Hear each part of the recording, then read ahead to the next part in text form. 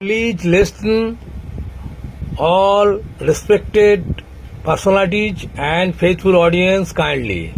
There are good news for all persons, and also there are excellent, famous and historical some mosques in the India, which can to charm to my and everyone's heart.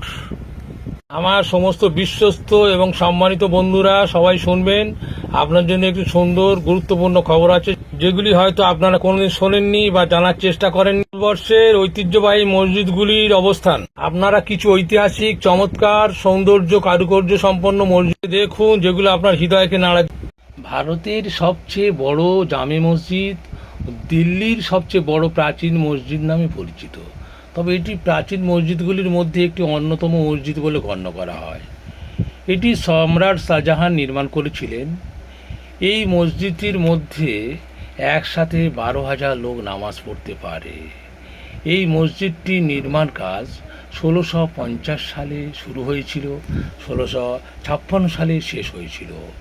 এটি লালকেল্লা থেকে 500 metre দূরে অবস্থিত। এই জামে মসজিদের ঐতিহ্য কারুকার্য সর্বাধিক মানুষকে মুগ্ধ করেছিল এবং দেশের বিভিন্ন প্রান্ত থেকে আসা এবং সারা ওয়ার্ল্ডের বিভিন্ন দিক থেকে আসা মানুষকে হৃদয়ে সর্বশ্রেষ্ঠ মসজিদ হিসেবে জায়গা করে নিয়েছিল। এটি মোগল সম্রাট শাহজাহানের শেষ ব্যয়বহুল মসজিদ ও স্থাপত্য নিদর্শন বলে পরিচিত। তাজুল মসজিদ বর্তমান ভারতের ভোপাল রাজ্যের মধ্যপ্রদেশ শহরের অন্যতম প্রাচীন একটি মসজিদ তাজুল মসজিদ। এই মসজিদের স্থাপত্য সৌন্দর্য কারুকার্য ভাস্কর্য এবং বিশাল পরিকাঠামো প্রায় 5.68 একর জমির উপর নির্মিত হয়েছিল। তাজুল মসজিদের নির্মাণ কাজ মুঘল আমলে শুরু হয়েছিল। ভোপালের প্রথম মহিলা শাসক কুরসিয়া বেগম এই মসজিদ নির্মাণের পরিকল্পনা করেছিলেন এবং শাহজাহান বেগম এটি নির্মাণ কাজ শুরু করেছিলেন।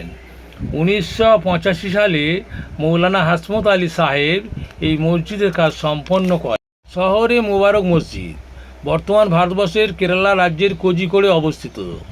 কেরালার কোজিকোড়ে মসজিদটি শহরের অন্যতম মসজিদ বলে গণ্য করা হয় এর স্থাপত্য সৌন্দর্য ভাস্কর্যের জন্য।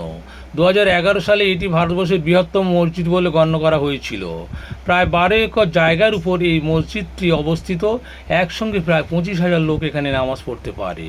মক্কা মসজিদ হায়দ্রাবাদ 1694 সালে ভারতবর্ষের তেলেঙ্গানা রাজ্যের হায়দ্রাবাদ শহরে এটি নির্মিত হয়েছিল। এই মক্কা মসজিদ তার মিনারের জন্য সুবিখ্যাত। এই মসজিদে একসঙ্গে 10,000 লোক নামাজ পড়তে পারে। এই মসজিদের মিনারগুলি প্রায় 75 ফুট উঁচু। এটি ভারতবর্ষের অন্যতম প্রাচীন মসজিদগুলির মধ্যে একটি বলে গণ্য করা হয়। গোলকুন্ডার ষষ্ঠ সুলতান মোহাম্মদ কুলি কুতুব শাহ 16 শতকে এর নির্মাণ কাজ শুরু করেছিলেন।